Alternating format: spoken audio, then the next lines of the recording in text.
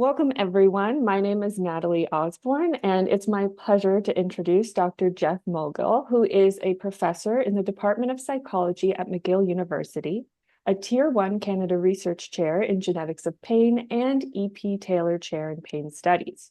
Now, as part of IASP's 2024 Global Year on Sex and Gender Disparities, he lent his expertise to the fact sheet, Biological Mechanisms Underlying Sex Differences in Pain. Today, we'll be taking a deeper dive into that topic. Jeff, thanks for speaking with me. It's nice to be here, Natalie. So my first question, I'm curious, how did you first become interested in sex differences in pain? As these things go, it happened more or less by accident. I had, in retrospect, the very good fortune of working in a lab run by someone who was cheap. And in an attempt to save money, we bred our own mice. Many people at the time bought mice from commercial suppliers. And of course, people that bought mice, they bought the mice they wanted, and the mice they wanted were male mice. And so that's what they bought, and that's what they got, and that's what they did their experiments on. But to save money, we were breeding mice, and of course, half the pups are going to be female, and we're hardly going to throw them away. That would be a real ethical nightmare if we even considered doing that. So we used male and female mice, but we didn't really give it much thought. We wrote it down, but we didn't really think it mattered. No one thought it mattered, but it was just a piece of information, lying on the data sheets. And one evening, I was killing time in the lab to, meet people at a bar at a particular time. At half an hour to kill, and I'm in the office with an old Mac SE computer. And we were doing an experiment looking at the effect of a drug on a particular type of analgesia. And it looked like up to that point that the drug was working sort of moderately well, and we were perfectly happy about it. And, the one-way ANOVA was significant and everything was fine. But because I had time to kill, I wanted to see how long the computer would take to run a two-way ANOVA. And so I looked at drug and sex, and it churned away for 7.5 minutes, and then it was done. And to my astonishment, I saw that what we thought was a moderate-sized drug effect was in fact a huge drug effect in the male mice, and absolutely nothing in the female mice at all. And so I was kind of excited about that. And the next morning, the postdoc who was in charge of the study, I was sort of new in the lab as a grad student. He was basically training me. He came in and I very excitedly said, we have a sex difference. We have a massive interaction between drug and sex. And he looked at me and he said, and I will never forget this line, and he was only half joking when he said it. He said, "Jeff, sex differences are to enjoy, not to study." And then he proceeded for the next 20 minutes to try to convince me to forget I had ever even found it. He was like, "We shouldn't even tell the boss. We've just taken something that we can explain and turned it into something that we can't explain. And so it's better not to even, deal with the finding at all." And, fortunately for my career, I thought he was crazy and I didn't listen to him. But that was sort of the first time that I realized that there could be sex differences in, a pain-related phenomenon. And although the rest of my career, I've never really been looking for sex differences, I've always put myself in a situation to find them if they're there. And over and over and over again, over God knows how many decades in my career, they've been there. And so, a good proportion of my CV is now on this topic. Wow, that's incredible. Just if you'd had a smartphone, you could have just been scrolling Instagram in that hour, but instead you made this very important discovery. Yeah, yeah. We didn't have that many options back in the day. But that's also like the privilege and the opportunity to play with your data to look deeper, you know. Yeah, I think it's something that people don't do enough to take their data and slice it and dice it and really analyze it every way it can possibly be analyzed. Mhm. Okay, so to start off, I wanted to just clarify some terminology. Sure. So can you give an example of a quantitative versus a qualitative sex difference in pain biology and explain why the field has recently shifted towards studying the latter? Right. Okay, so a quantitative sex difference is one in which males and females are simply at a different mean or average level on some pain-related uh, uh, measurement. So it could be pain sensitivity, or it could be analgesic response. Um, and the male mean would be there and the female mean would be in a different place and they would be statistically different from each other. Okay, so that's a quantitative sex difference. A qualitative sex difference is a situation where the experimenters, the scientists, have made a hypothesis that a certain thing should be true. They've made a manipulation that they're expecting to have an effect. And that manipulation does indeed have a statistically significant effect, but in one sex and not in the other, right? So something is true in males but not females, or vice versa.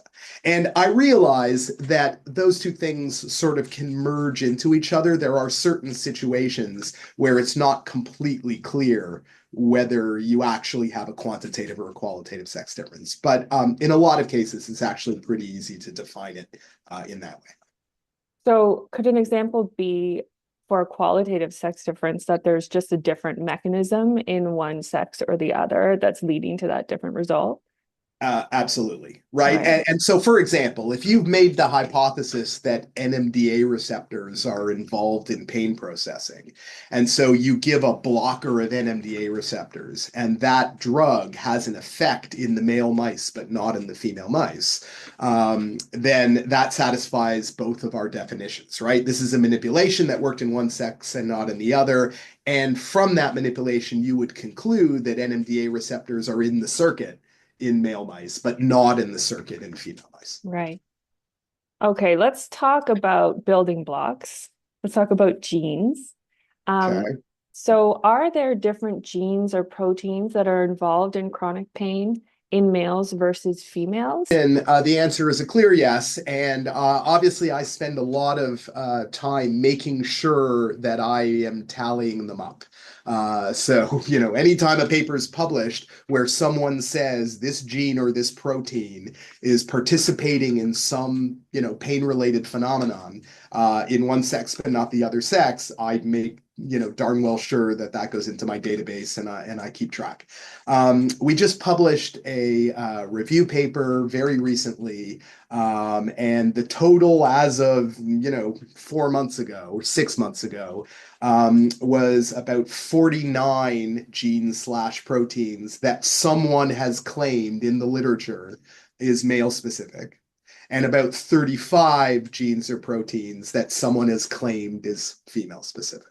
The fact that there are more male specific genes than female specific genes probably says nothing other than males have been more studied than females, like by a lot. And so there's, no mystery that we're ahead in figuring out the male biology compared to the female biology. But this list is growing very rapidly, right? So now that a number of countries, including Canada and the United States, have essentially forced scientists to use both sexes, suddenly they're finding sex differences, right? Where no one did before. And so every week or two that passes, there's a new paper, adding a new gene or protein onto one of these lists. So these lists are growing very quickly. I expect if I write another review paper in a year or two, those numbers are going to be far higher. Let's move to a system that we do know there's some sex differences in as well, the immune system.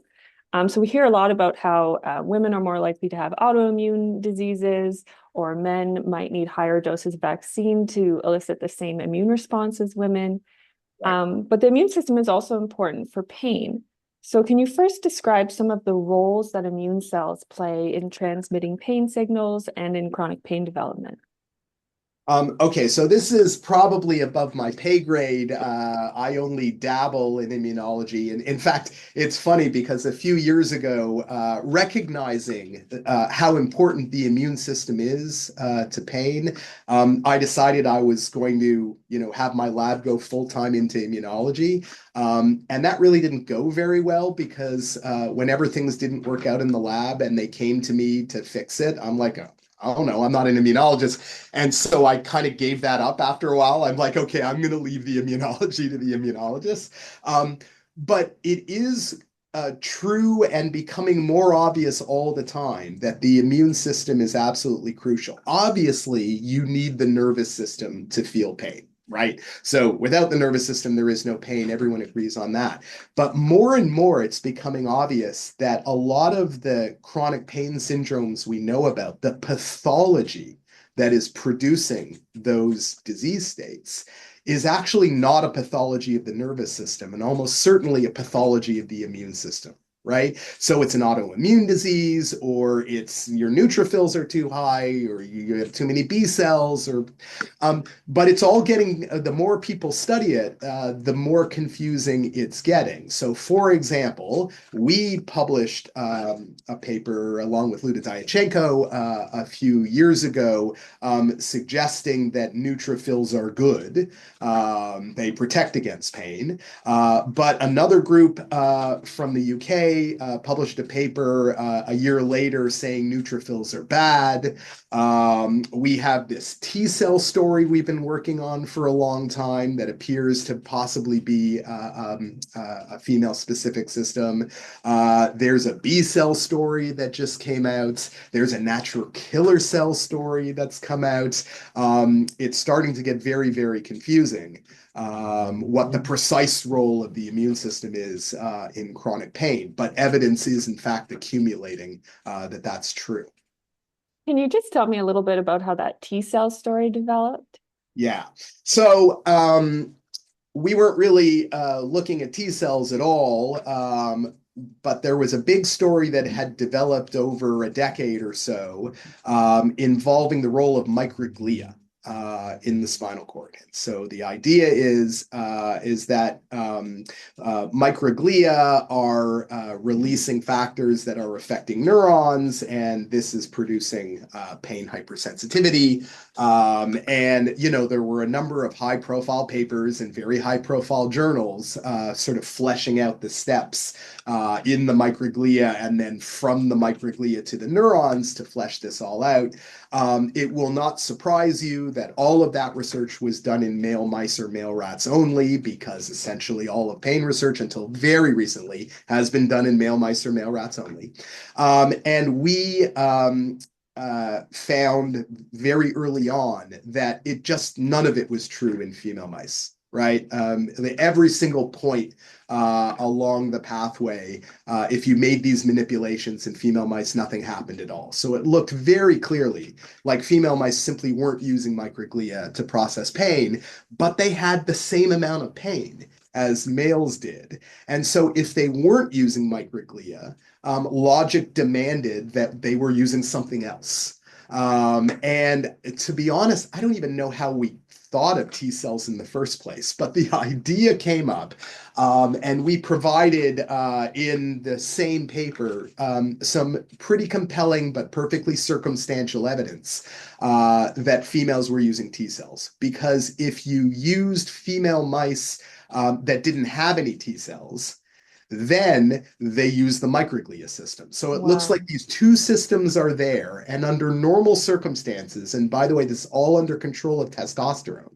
Um, Under normal circumstances, if your testosterone is high enough, you use the microglial system. If your testosterone is below a certain threshold, for some reason you can't use the microglial system, and then you use the T cell system. Although it's possible that T cell system is the default. We don't even know. The microglial system was discovered first.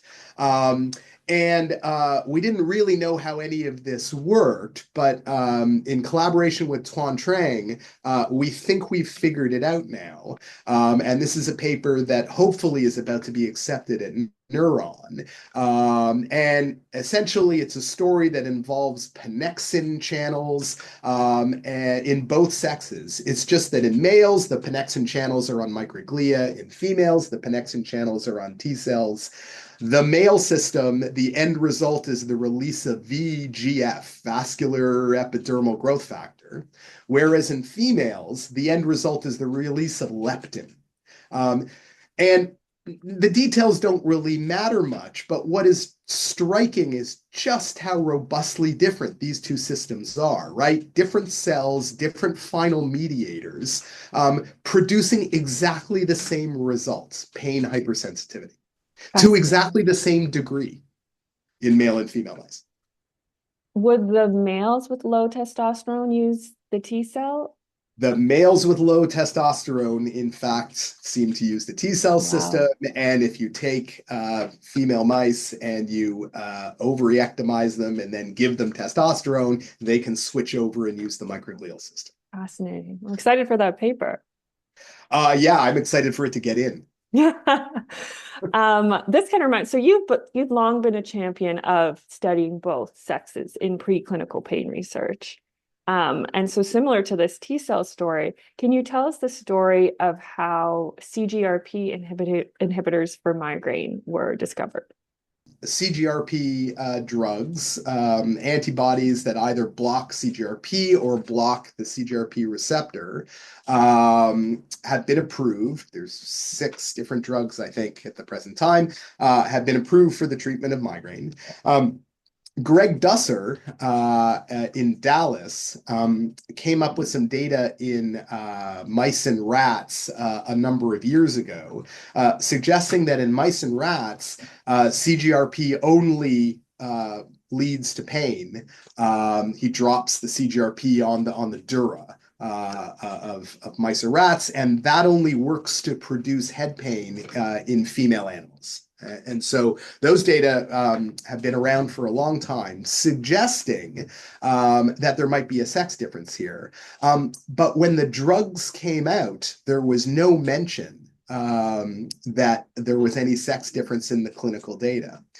But it turns out that clinical data are publicly available. And so Frank Parecka and David Dodick went and reanalyzed the data from a couple of these trials and found, in fact, that the clinical trial data showed that these CGRP drugs worked in women, but they did not work in male migraineurs. It's just that there were so many fewer male migraineurs in the study that the fact that the drugs weren't working in them was not enough to stop the clinical trial, or right, wasn't enough to make fail. The final result non-significant. The result was still statistically significant because it was mostly women, because women are far easier to enroll in migraine trials because they get migraines so much more.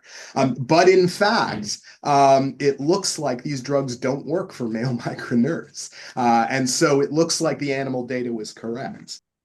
So we need a more study on the mechanisms of migraine in male mammals and in male humans. We do, and we also need people. So just like preclinical scientists have been forced to use both male and female animals in their research, we need a way to encourage clinical researchers who have been using men and women, males and females, in their study for a long time, since the 90s when they were forced to do it. So basically all human research is done with both sexes.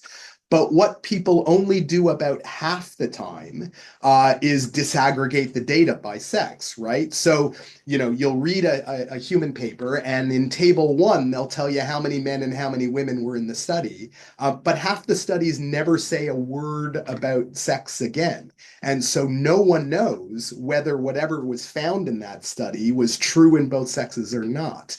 And that's because people just don't look. And again, it's amazing to me, right? You run the one-way ANOVA, but you never run the two-way ANOVA. It doesn't take 7.5 minutes anymore. It's It's instant. instantaneous. Like why people would stop after spending all kinds of money and time on a clinical study and not know the answer. Or maybe they did know the answer and they just didn't decide to tell us. But I think we need to find a way to encourage or force people to actually put in their paper that this was true in both males and females, or Right, it wasn't, right? We need to know. right. Yeah, that's so true. The or just even guidelines on how to do sex disaggregated analyses, just so to make it that much easier. There are a lot of groups in the world working on such guidelines, Mhm. by the way, and so I expect that guidelines are going to be available pretty soon. Although, boy, it bothers me that we need guidelines to get people to do proper scientific reporting, right? Yeah. Okay, so let's switch gears a bit and talk about reproductive hormones as part of the biological basis for sex differences. Do those influence pain processing, or do we know? Well, okay, so they do obviously, because whenever there's a sex difference, there's only three ways for there to be a sex difference, right? There's either the organizational effects of hormones, the activational effects of hormones, that is the action of hormones after puberty, um, or there's genetic effects, right? I mean, the sex differences could be due, and there are a few examples of this, to genes on the X chromosome, maybe even genes on the Y chromosome for that matter. Those are the only three options, right? So yes, there are effects of hormones. The field has had a very hard time figuring them out. And so what I've noticed in my very long career now is that every 5 years or so, there's a workshop at one of the big pain meetings with a title that goes something like estrogen, friend or foe.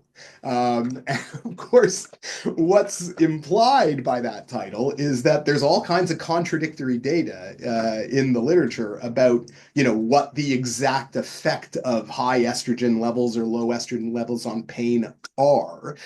There's similar confusion about progesterone. I think the testosterone story is actually a little clearer from what I can tell. But what I do want to remind people is when people think of gonadal hormones, they immediately think of estrogen.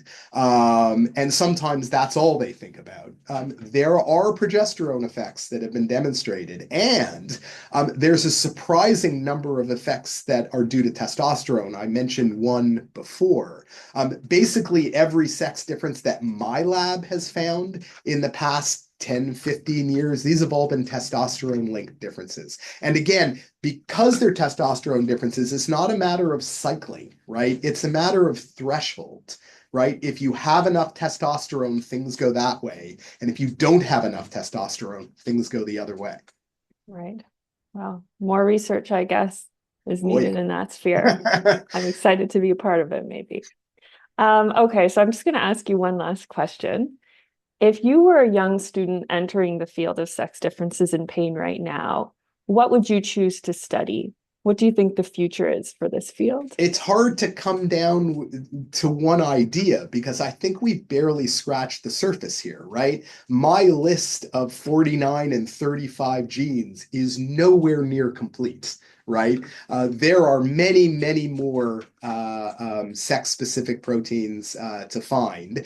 We just discussed the fact that people haven't really come to any clear conclusions about hormonal effects. I'm very fascinated right now. We have this set of preliminary data about how the sexes express pain differently in social settings. So I think there's a lot of work to be done about sex interacting with other factors like the environment and like age and all kinds of social manipulations to do. But to be honest, I think what I actually would recommend is less that people go in and study sex differences on purpose. And I think we would all be better off if more people just did whatever they were doing, right? Study whatever you want to study, but do it in a way that's mindful that there might be sex differences there, right? So make sure that you always have both sexes. Make sure that you always run that two-way ANOVA. Make sure that you report sex disaggregated data. If we all actually did that, I think we would find more sex differences overall than if a small number of people decided to make that the sole focus of their study. Now, of course, we need some people to make it the sole focus of our study. But I think that what I'm really trying to get people to do is just do whatever research they're doing through a lens that Right. remembers that sex differences are there. And of course, if you're doing human research, or maybe not, I'm starting to convince myself that my lab may have found a gender difference in mice, which we can talk about another time. Sure. But especially for human researchers, gender is another lens that you should be making sure that you consider your data, in light of. Well, thank you so much for your time today, Jeff. And thank you for being a leader in this field. Thank you for saying this. I look forward to your next reviews. I'm always eager to read them. Interested viewers can find this fact sheet that we discussed today, as well as many other fact sheets about sex and gender differences in pain on the IASP website. That's iasp-pain.org. And until next meeting, I'll sign off. Thank you so much, Jeff. Nice talking to you, Nana.